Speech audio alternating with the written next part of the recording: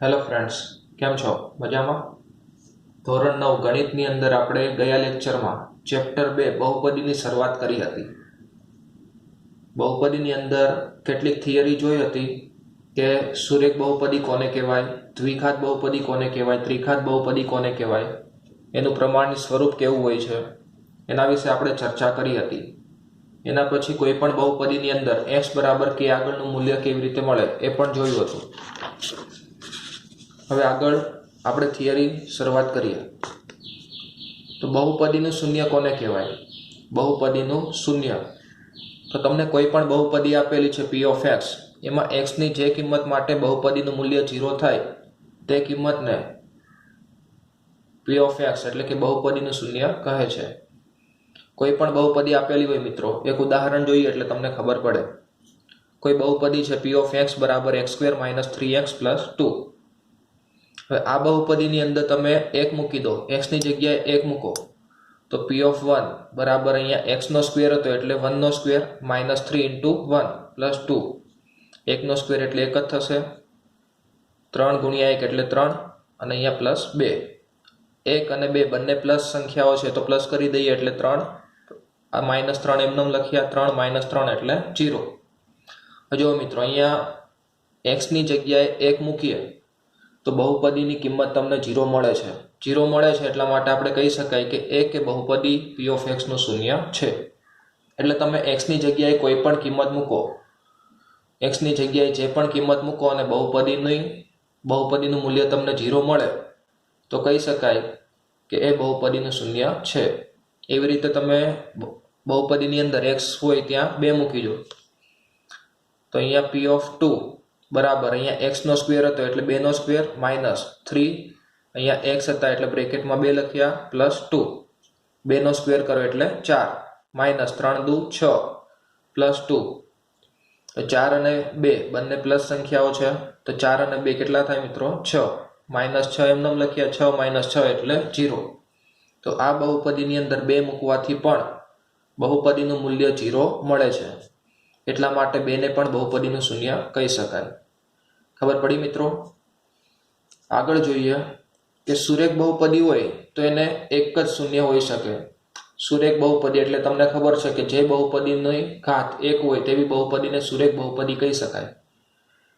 જે બહુપદીની ઘાત 2 હોય તો એને દ્વિઘાત બહુપદી કહેવાય અને જે બહુપદીની ઘાત 3 હોય તો એને ત્રિઘાત બહુપદી કહેવાય.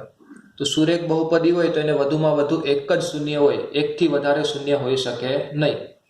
દ્વિઘાત બહુપદી હોય તો એને વધુમાં વધુ 2 શૂન્ય હોય.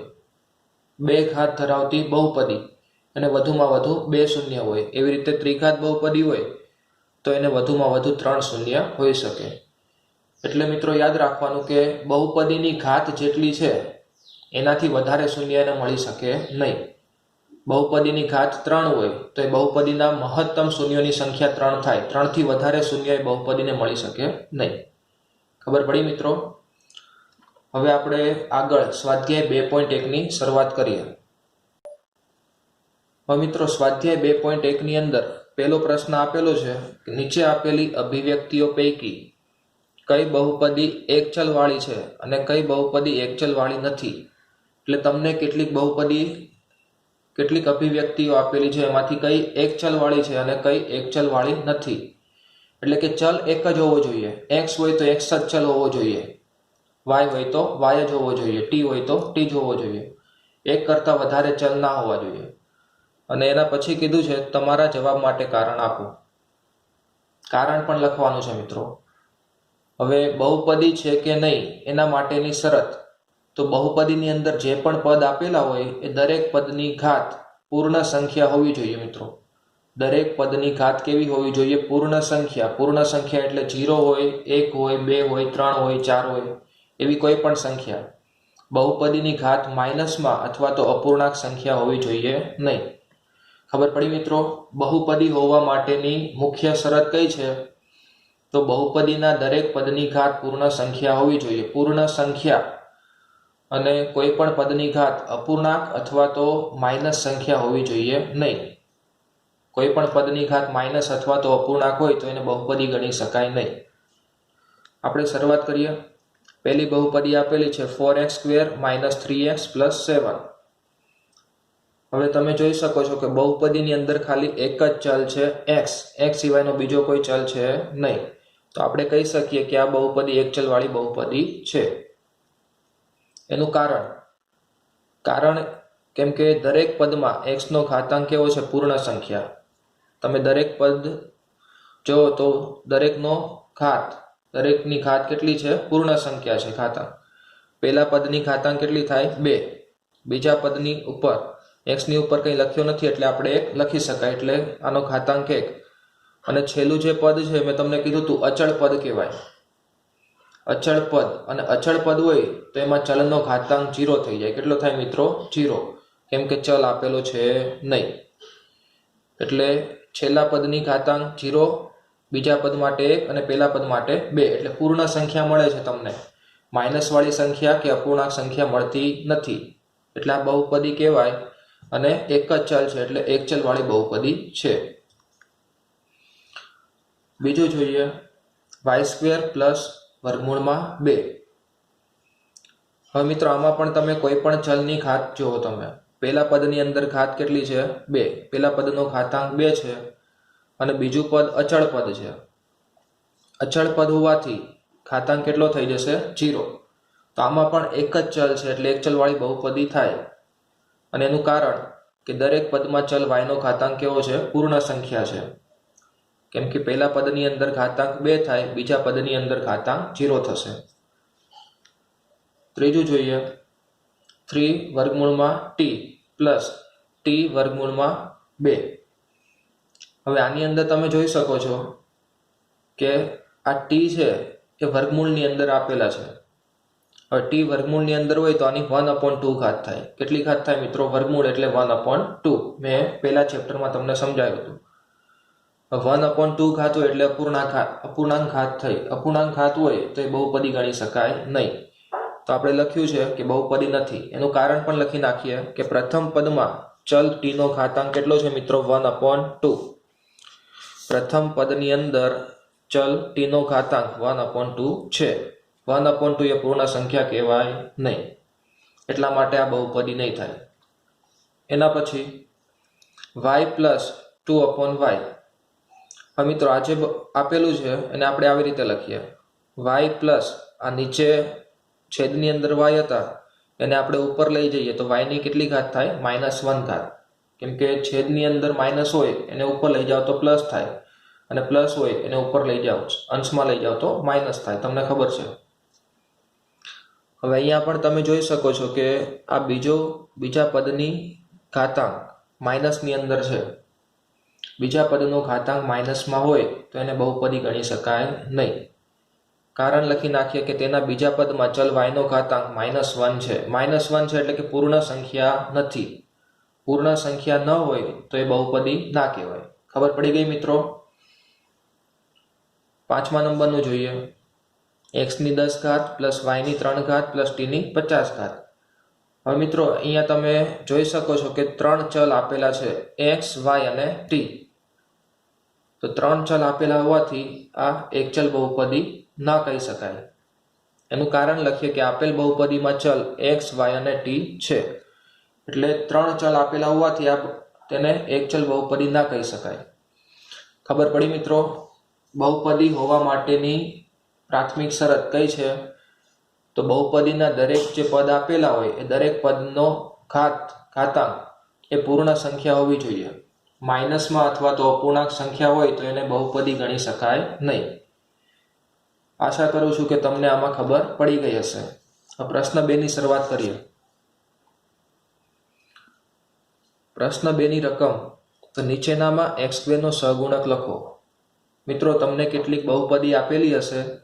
બહુપદીની અંદર તમારે x² વાળું પદ જોવાનું, x નો વર્ગ આપેલો હોય એ પદ જોવાનું અને એનો સહગુણક લખવાનો છે. કોઈ પણ બહુપદી આપેલી હોય એમાં x² નો સહગુણક લખવાનો. શરૂઆત કરીએ આપણે પ્રશ્ન 1. પહેલી બહુપદી આપી છે 2 + x² + x. તમારે કોનો સહગુણક લખવાનો છે મિત્રો? x² નો, x ના વર્ગનો. તો આપણે આ પદ નીચે લાઈન કરીએ. હવે x² ની આગળ કોઈ પણ સંખ્યા લખેલી નથી. સહગુણક કોને કહેવાય? મેં તમને પહેલા સમજાવ્યું હતું કે ચલની આગળ જે સંખ્યા લખેલી હોય એને સહગુણક કહેવાય. એક્સ સ્ક્વેરની આગળ કોઈ સંખ્યા લખેલી નથી, કોઈ પણ સંખ્યા ના લખેલી હોય તો આપણે એક છે એમ માનવાનું, એક તો હોય જ. એટલે એક્સ સ્ક્વેરનો સહગુણક અહીંયા પ્લસ નિશાની છે એટલે +1 થશે. એક્સ સ્ક્વેરનો સહગુણક કેટલો થાય મિત્રો? +1. બીજી બહુપદી જોઈએ, 2 - x² + x³. મિત્રો અહીંયા પણ તમારે એક્સ સ્ક્વેરનો સહગુણક શોધવો હોય તો એક્સ સ્ક્વેરની આગળ કોઈ સંખ્યા નથી તો આપણે કેટલા લખી શકાય? 1 લખીએ, પણ અહીંયા આગળ નિશાની માઇનસ છે તો એક્સ સ્ક્વેરનો સહગુણક કેટલો થાય? -1. આગળ જોઈએ π/2 x² + x. હવે એક્સ સ્ક્વેરનો સહગુણક શોધવો છે એટલે આ પદ થશે x² વાળું પદ. એક્સ સ્ક્વેરની આગળ જે સંખ્યા લખી હોય એનો સહગુણક થાય. તો એક્સ સ્ક્વેરની આગળ કઈ સંખ્યા લખી છે મિત્રો? π/2. તો એક્સ સ્ક્વેરનો સહગુણક કયો થશે? π/2. ખબર પડે છે ને મિત્રો? આગળ બહુપદી જોઈએ, વર્ગમૂળમાં 2x - 1. તો મિત્રો અહીંયા ચલ x ની ઉપર કોઈ પણ ઘાત લખી નથી. કોઈ પણ ઘાત ન લખી હોય તો એની ઘાત કેટલી થાય? 1 જ થશે. ચલની આગળ કોઈ સંખ્યા ન લખી હોય તો એનો સહગુણક 1 માનવાનો, અને ચલની ઉપર કોઈ ઘાત ન લખી હોય તો એની ઘાત કેટલી માનવાની મિત્રો? 1. હવે અહીંયા x² વાળા પદનો સહગુણક શોધવાનો છે, પણ x² વાળું પદ આપેલું નથી. x ની 1 ઘાત વાળું પદ આપેલું છે અને અચળ પદ આપેલું છે. x² વાળું પદ તમને બહુપદીમાં ક્યાંય દેખાતું નથી. x² વાળું પદ આપેલું ન હોય તો એનો સહગુણક કેટલો થશે મિત્રો? 0. ખબર પડી ગઈ? x² વાળું પદ છે નહીં એટલા માટે એનો સહગુણક 0 થાય. આગળ જોઈએ પ્રશ્ન 3 કે 35 ઘાતાંક વાળી દ્વિપદીનું કોઈ પણ એક ઉદાહરણ. કેટલી ઘાતાંક વાળી મિત્રો? 35 ઘાતાંક વાળી ત્રિપદી કીધું છે.